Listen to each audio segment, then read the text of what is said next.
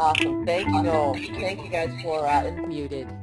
And if it weren't recruitingblogs.com and or, helping out my friend Julia, don't know I would do this, but I am happy to do it today. As you mentioned, I'm a principal consultant at Recruiting Toolbox, and we do all kinds of things, including train recruiters and help organizations figure out their recruiting strategy. And you can get us at recruitingtoolbox.com. And then secondly, as you mentioned, we're also hosting the second annual Talent 42 Conference for Tech Recruiters. And for some reason, my slides are actually moving automatically, so we'll see how this all works out. I was going to do this pool slide, but decided it's a little bit noisy out there, so I'm waiting for the delivery of my cocktails, even though it's 10 a.m., so we'll see what happens. I thought I would start out by talking about sourcing and the mistakes we make as recruiters and sourcers.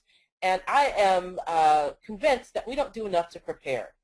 We don't actually, I'm just going to go right back there, we don't actually do all the work that we need to do in order to turn these great leads that we find as sourcers into actual candidates. So we will send one email or an in-mail and then pray that the person follows up with us, which doesn't happen often enough, right? We're not very persistent. We don't follow those in-mails up. We don't make calls, right? We actually send the emails and we just wait for people. I am a big believer that sourcing is a combination of research, sending email or electronic communications, and also making the phone calls. And lastly, I don't think we acknowledge that what we're doing is great work. We're actually connecting people with their next great opportunity. So my bullet point is we're sexy and we don't know it. So we're a little bit afraid to reach out to people. And if we've done our homework and we've done well, we shouldn't be afraid to reach out to people because we could be offering them the next life-changing opportunity. And we should be really proud of the work that we do in that area. So recruiting's for grown-ups. You have to research the folks that you're going to call, right? The way that I do it, I research the people, I add them to spreadsheets or my CRM. I make the call and reference a follow-up email. I'm going too fast. So I make a call once I've found the person and I've done the research and I know what I'm going to say.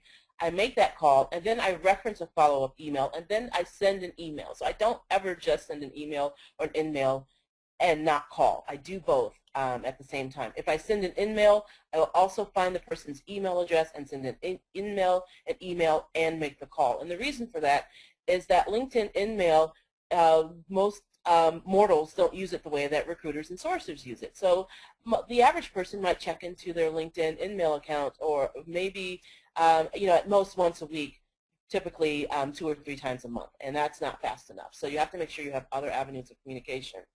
And if I don't get a response from my call and from my in-mail and from my email, I will call again, and that's okay. Again, we're sexy. It's okay. We're doing good work. It's okay to kind of bug someone about this. People are busy. I get that, but also I might have the next great opportunity. And I'm confident that I've done my homework and I'm reaching the right person, so I'm not bugging anyone. I'm actually presenting something that they probably want to hear about. And if I can't get that person on the phone after several calls, maybe I'll get a hiring manager to make that call, right, a peer-to-peer call. And if that doesn't work, I'll send another email. I think it's okay to be persistent, and in fact, if you look at marketing communications information, we know that without at least 5, ideally 7 times to reach someone in order to get a message across, that's the norm. So if you're just sending an in-mail or sending one email, you're probably missing out on a good percentage of candidates that you'd likely be able to reach. And I also have tactics that if this is the candidate and I know I want to reach this person, I don't mind showing up in person, but we'll talk about how I might do that. I wouldn't stop them in their home. Every lead is like gold. So we do a lot of work, and with the internet, it appears that there's so much data available to us. There are tons of candidates that are out there. The truth is there aren't tons of candidates. There isn't a glut of super talented people. And so we have to treat each of these leads like gold. You can't just say, I'm going to send an email. If they don't respond, I'll toss that one away and go to the next one. Eventually, you will run out of great people to contact. So I do the homework on each person that I intend to call. I make fewer calls. I source fewer people, but I have higher results because I'm doing the work that's needed to turn each call or each lead into a candidate. I start with a search. when I'm looking at a candidate. I check out their LinkedIn profile. I check out their blog, their tweets, their professional sites, and then I plan my call. What am I going to say to this person? What is going to be my tone and timbre? How am I going to present the information? And what is the objective of my call, right? Am I thinking that I'm going to be able to get this person interested in the job immediately, or is this more of a long-term conversation and I'm just trying to get this person pulled into the conversation? Whatever that is, or maybe I'm going to make an introduction to this person and someone else within my company. Whatever it is that I'm going to do, I understand that objective before I make the call. And now that I've done all of that, that's when I feel that you have a real conversation. You're able to have a real conversation. So let's just dive into the details of sort of what I do when I'm conducting the search and gathering this information about each person. So let's say I'm looking for a Ruby guy. So I come up with a Boolean search that looks like this, looking for someone with Ruby and Clojure experience who works for Square. So Square is the mobile payments company that's based in San Francisco. I know they have the type of technology I'm looking for. That's who I'd look for. And I plug in my search. First guy that comes up is named Jack Danger, or actually Jack Danger Canty, but he really does claim that his middle name is Danger. We don't know if that's the truth or not, but I thought that was kind of funny. So there's Jack Danger's GitHub profile. I like to look at his GitHub profile because that's going to tell me exactly what he's into technically.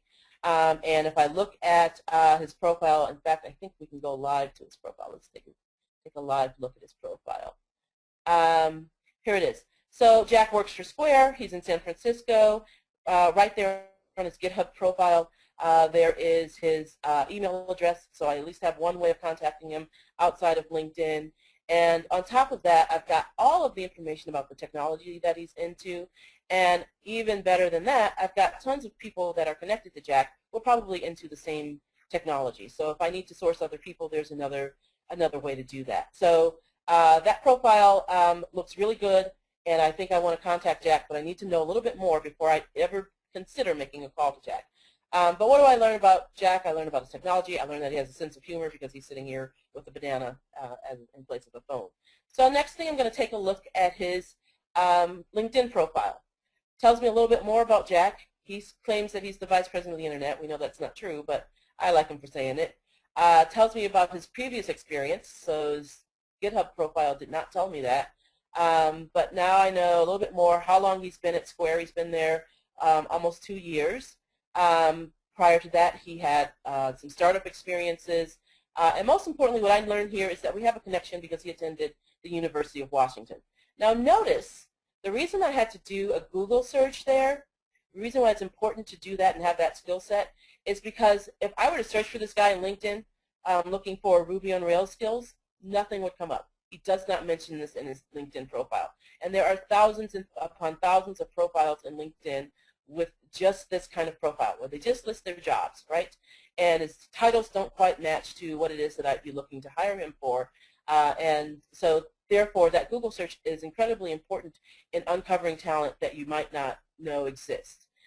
So that's what's important about using your skills outside of searching LinkedIn. But I got some great information from LinkedIn. I'm still not, I think, armed with enough information to make a great call. I can make an okay call, but not a great call. So I'm going to check out his blog. He writes a blog, and in his blog he tells me a lot more about his philosophy, about technology, what he likes to do, how he'd like to grow his career, why he made the decision to move to Square. Love is looking at Twitter accounts, and in fact, let's go live to his Twitter account because Twitter reveals tons of info. I read through his tweets, I learn a lot about him. I learned that he is an absolute feminist, that he loves coffee, that he loves cupcakes. He's very active on social media, has tons of friends.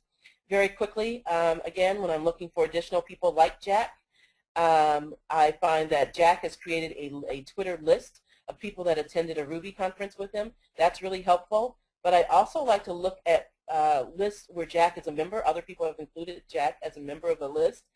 And in this case, I find not only all kinds of Ruby lists, but here's a list of Square. So an employee at Square created a list of other employees at Square. So if I'm looking for other technologists out of Square, bam, boom, booyah, there you go. More clients, more candidates to explore.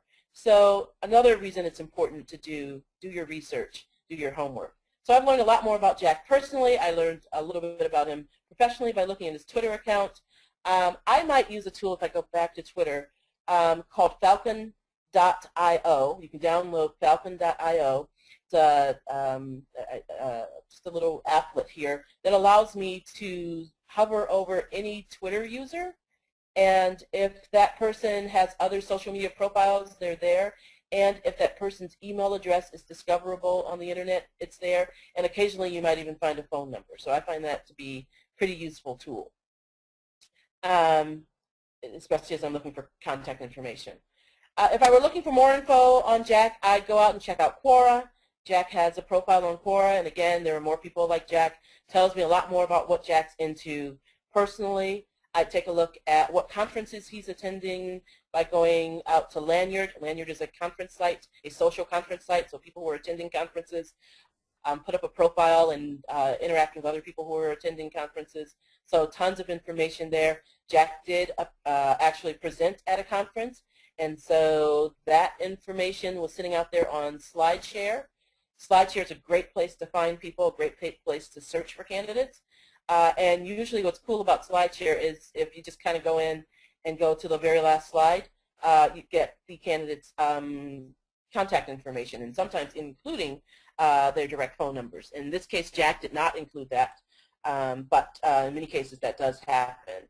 So I still need Jack's phone number. I've got an email address. I know that he's on LinkedIn, but I want to make sure that I can reach Jack by phone as well.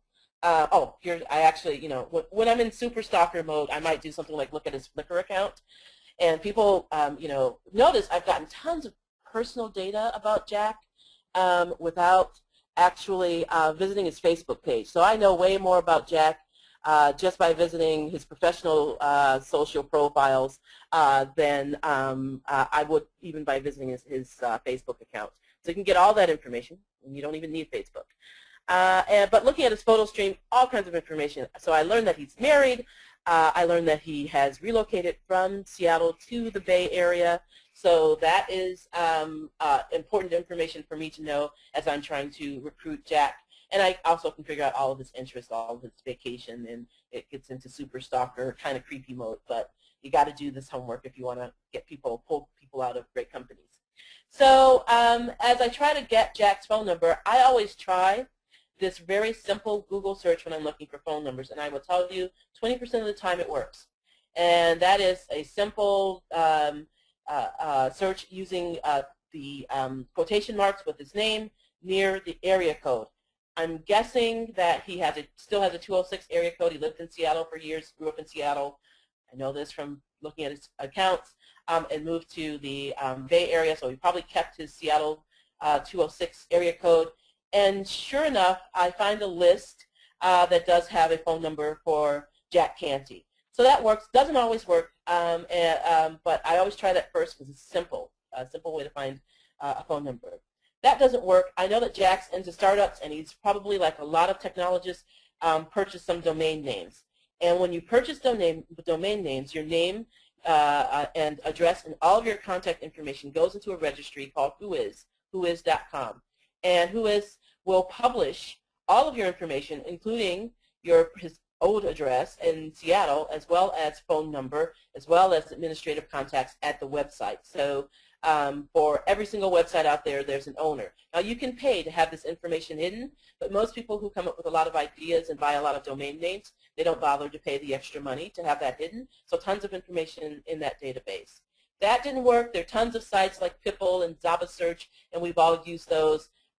Sometimes you can get the information for free. Sometimes you have to pay a few dollars to get the information, but it's worthwhile to me to get that phone number. I might use a site like data.com. I might use an email guesser if I don't get his email. It's important to me to get all of that contact information before I even get started. I talked about if I really can't get a hold of Jack, that I might do something interesting like show up where he's showing up. So I might look at what conferences Jack is showing up at and see if I can track him down in that way. Or I might use one of the phone apps like Foursquare or Highlight and try to find Jack in that way. If I know the location of Square, I might go with my Highlight app and sit outside of Square or any other company and see who's on highlight and see who might be connected to Jack and see if I can network my way to Jack.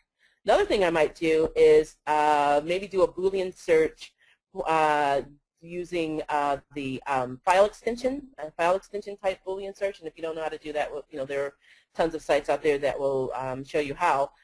And look for Excel spreadsheets with names and addresses that might have Jack Canty. And that works every once in a while. That works really well. Every once in a while you'll find a list that is incredibly valuable. So now that I have all of my contact information gathered, I'm ready to recruit. I'm ready to make the call to Jack. And so I understand what my approach is going to be. I know that I can be a little less serious. I can be funny because the guy Seattle, and maybe he's interested in coming back to Seattle. I know that he has family here because it was on his Flickr account. I know that he is technically exactly what I'm looking for because I took a look at his GitHub profile. I know a little bit more about what he likes. So if I were really trying to lure him, I know that he loves coffee, I might send him some of Seattle's finest coffee because I know that he'd appreciate that. I have ways to get into Jack and make sure that when I'm writing an email, it's personalized. Jack knows that I've read his blog. Jack knows that I know what kind of technology he's into just by the way that I construct my email because I want to make a personal connection. I don't want to send something that's canned. It takes a little bit longer to do this. As you can see, you can probably pull this off for each candidate that you reach. You can pull this off once you get good at it in 15 minutes, right? You can get all the information you know. You quickly scan it. I don't read all of it.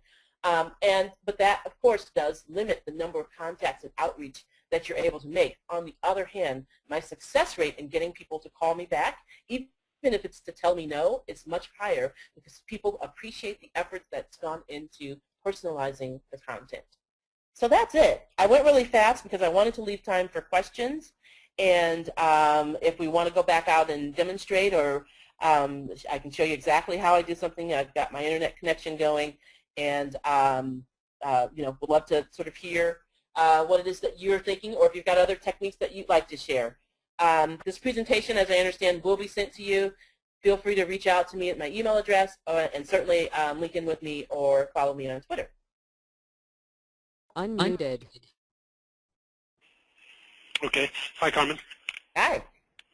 We did get a couple of questions. I thought I would just filter them out for you here. Let's see. Someone did ask me if you could tell them what was the Boolean search for Excel called? It is called a file type search. Let's see if I can demonstrate one right off the bat here. So let's just go to Google. And that's for Amanda. Hi, Amanda. So it is file type, colon, XLS, and then I might type in Jack Canty. I don't know what results we'll get, but we'll see. So here is a roster that shows up. We'll take a look at this. So as you notice, all of the files that will show up here will actually be Excel files. And you can do this for PDFs, you can do this for PowerPoint files, and you can do this for Word documents.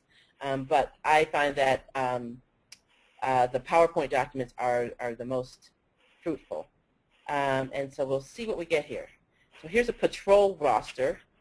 I don't know what this is. And I'll use my Control F.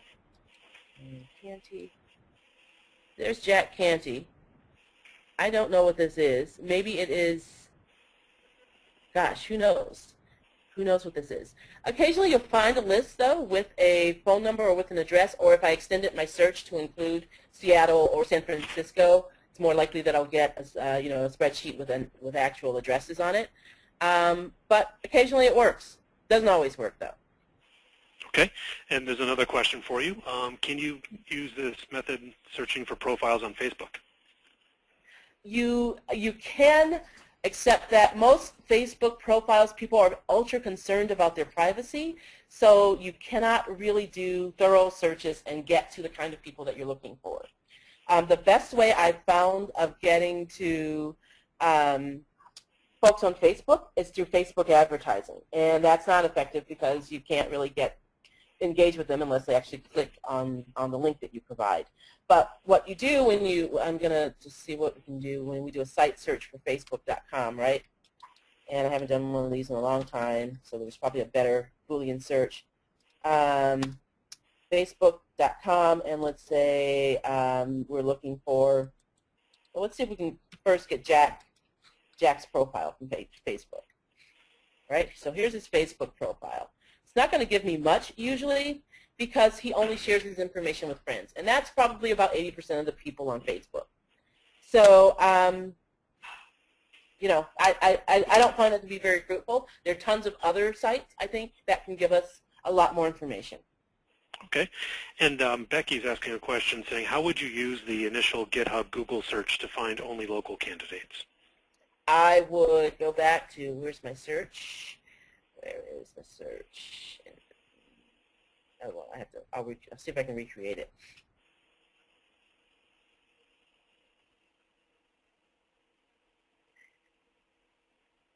I do one of two things. When I'm a very, I like Boolean search, but I like to use it in a very simple way. I don't get very fancy with it. First of all, I can't remember and I can't keep up.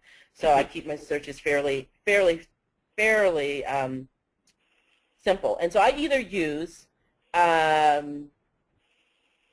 company name. So here I use the company Square because I want to focus my search on people that come out of that company. And then I use San Francisco. And of course I put San Francisco in quotes just so that I get San Francisco, not San Mateo or what have you, right? And I know that Square is based in San Francisco. So I want to get people who were based in that office. Now that search wouldn't work if I put Square and Seattle because there are probably few or no employees from Square that live in Seattle. If I just want to get San Francisco people, my search would be expanded. I'd take out the Square, and then my search would be expanded to tons more people. That makes sense. All right, I've got almost 2,000 profiles if I take out Square. But again, there are people out there like Glenn Cathy, the Boolean Black Belt, who will, and Irina, who will really help you create really elaborate searches. My viewpoint and the way that we work at Recruiting Toolbox is from the vantage point of the typical recruiter who doesn't have a lot of time to keep up with the latest and greatest on search strings. So I create a few that work for me, and I try to use those until they go bad. And search strings do expire because the search engines are dynamic and they change the way that they work all the time. And so you have to play around with searches to make them work from time to time if you find that you're not getting the results that you're looking for. But I don't create these elaborate searches because you know, I just don't have the time to do it. I create what works and I start from there and then I dig, if that makes sense. So could you, Carmen, someone asked, can you show us how you would, say, find someone like Jack on Twitter if they use a different name, or if they not using their, you know, their formal name or using a surname? If they're, do you have a way of searching people out that are kind of masking their Twitter? A little bit. So I would change, instead of a site, I do site search, and I'll see what we come up with. And instead of GitHub, I'd use twitter.com, right?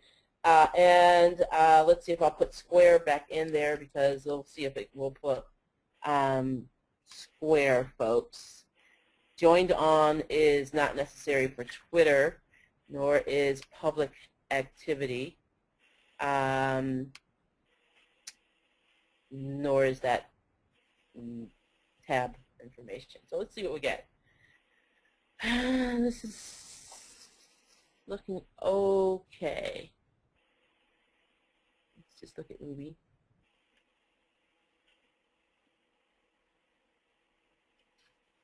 Got someone, not sure if she's a Square employee, but she's, looks like, I don't know why she came up in my search. I do have some Twitter searches that I'll share with you, because there is a way to get to people. My favorite way to get to people on Twitter, and I actually have written this down somewhere, is to get to them through lists. So it's much harder to search through Twitter, all the Twitter data, and or the profiles and get the information you're looking for. There used to be a site called Nestorius that would allow you to go directly and find Twitter list information about, you know, you could just kind of plug in, are there any lists of folks on Microsoft, from Microsoft on Twitter, and this site would actually return that to you. So I worked hard at actually constructing a search that would do the same thing for me, and so I'll send that along for you. I'll just have to find it wherever I stored it so that you can share that in the follow-up email. But Okay. for me, searching out Twitter lists is probably the best way to get to employees that work at a specific organization. So once I find one person that works at Square, I'm definitely going to check through all their contacts, all their lists to figure out if they know someone else. And typically, for most companies, if there's someone else on Twitter at their company, they're going to put those people on the list. Okay. I would also mention, too, that we Recruiting Blogs offers the Recruiting Bar. Oh, absolutely. Recruitingbar.com, which is a Boolean search built toolbar, plugs right into your browser, created by Ryan, who himself has a pretty good expertise. I have it downloaded in Firefox, and you know what? I love it. I love the Boolean bar. I use it all the time. I steal my searches from the Boolean bar. And you can find that at recruitingbar.com. If you look at booleanbar.com, I believe it comes up also. That's free to download and put right up onto your desktop. Let's see. A couple people are asking, are there any types of sites that different generations use that you can recommend? It depends. And when you say different generations, I'm assuming you're looking for like younger people, that kind of thing. Younger people are really into, for whatever reason, Instagram, Vine, those 6-second videos, Vimeo, YouTube. So I would find a way to figure out if there are ways to reach people on these media sharing sites. Folks are out there in all different ways, though. This is what I'm learning, that people pick and choose their communities, and it just may be dependent on, what profession they're in, what geography or region they're in. It's really across the board. You've got to find what works. For me, I work primarily in the technology industry, so I'm always looking at, where are developers going, right? What are they doing? Developers love Quora. It is a site, Q&A site, and it doesn't just talk about technology. There are sites that do talk about just technology, like Stack Overflow and other sites like that. But Quora is a site that people love because you've got tons of really smart people asking and answering all kinds of interesting questions. So in his Quora profile, Jack, he talks about being a feminist. He talks a lot about other topics in addition to software. So, and I think this is why people enjoy this site. But I know that I can always find technology people here, right? And if you're looking for designers, they're going to be looking at sites that talk about, beautiful websites. So find those sites, and then you can look for designers and find out where they are and follow them. Follow them along the web. Follow the links, right? Here are all of, not only, you've got Jack's Twitter account, his Facebook account, all of his followers here on Quora. Who are these people, and why are they following him? Remember Ruby Chen? We just found her on Twitter. I bet she works for Square, because guess what? She's following Jack. She probably knows Jack. All those connections will start to become clear if you start to follow. And I don't like to say stalk, although that's kind of what it is. This guy's probably going to put a restraining order out on me soon. I did a 5-minute Ignite talk about this topic, and I used Jack as my example, and some of his real friends in real life were in the audience, and so they were a little stunned that I had stalked Jack to this extent. But you can, once you start to stalk the people related to the people that you're looking to hire, you will find their communities, and once you find their communities, you can dive deeper and you will find more people. Not only will you be able to find more people, you will be able to have richer conversations. Okay. There's also a couple of questions from people that about asking about that Talent 42, and I wondered if you could talk about that a second. I know that Recruiting Blogs will be live blogging from there, so if you could just tell us a little bit about your event again. Well, the first thing we like to say is that it won't suck. That's our conference logo. It is, I think, the coolest thing. So John Vlastelica, my managing partner at Recruiting Toolbox, and I came up with this idea last year. And because there's so many tech recruiters out there who are struggling with the same problems, right? How do we find people? How do we engage them? How do we get them to return our in-mails? Whatever those questions are, we decided, wouldn't it be cool if we got all these people together to talk about it? And on top of that, let's not just talk about recruiting. Let's get engineers. And so let's see if I can get to our speaker site. And so in addition to having great recruiting people like Glenn Cathy, the Boolean Black Belt, and Mark Hutto, and Mark Tortorici, and Gary Conaway out of Amazon, we've got our keynote speakers are actually out of engineering positions. So Joel Spolsky is the co-founder of Stack Overflow and Fog Creek software, and he wrote a book called oh gosh, I can't remember the name of this book off the top of my head, but he wrote a book way back in the day about how to recruit engineers. So he's very passionate about the topic. Cheryl Iona is the SVP of Product Development at Intuit, and she's going to talk about how to attract top talent and how they do it at Intuit. We've got Jeff Newbern, who is the professor at Zappos.com. They actually started to build their own engineers. They actually started Zappos University, and they created a boot camp. So he's going to talk to us about exactly what happened when they developed this boot camp. They pulled people out of the mailroom and other places in the organization and said, we're going to turn you into a web developer. And they were able to do that in 8 weeks. We've got tons of cool recruiting people. We've got the head of technical talent recruiting at Facebook. We've got Kevin Wheeler. He's going to talk to us, of course, about some futurist stuff. We've got great sourcers. So all of these people will, and the entire focus is about tech talent. So it's not for everyone. It's going to be, small, relatively small, like 200, 250 folks there, all talking about how do we actually recruit technical talent in Seattle, June 27th through 28th. We will put this in the follow-up email, but you can certainly use my personal discount code, which is T42PeopleShark, to get $100 off when you register. So if you register, use my personal discount code, and I'll share that with you on Twitter, and I'll share it with you in the follow-up email. But yeah, I'm very excited. It's coming up fairly quickly, though. It's coming up in June 27th through 28th. Excellent. Well, and thank you so much. We're going to have a blogger attending from Recruiting Blogs who's going to be writing and posting and doing some videos for us and putting it all up, so we'll give it some more coverage. I know this is a great event, some great people attending, some great speakers, so we're really looking forward to that. Thank you for giving our audience also a discount, Carmen, and thank you for your time while you're on vacation. Well, awesome. This has been fun. But there is a cocktail awaiting me by the pool right now. Well, go get it. I appreciate this. Thank you so much. Thank you guys for the opportunity. This was fun. Thank you. We really enjoyed it too. All right.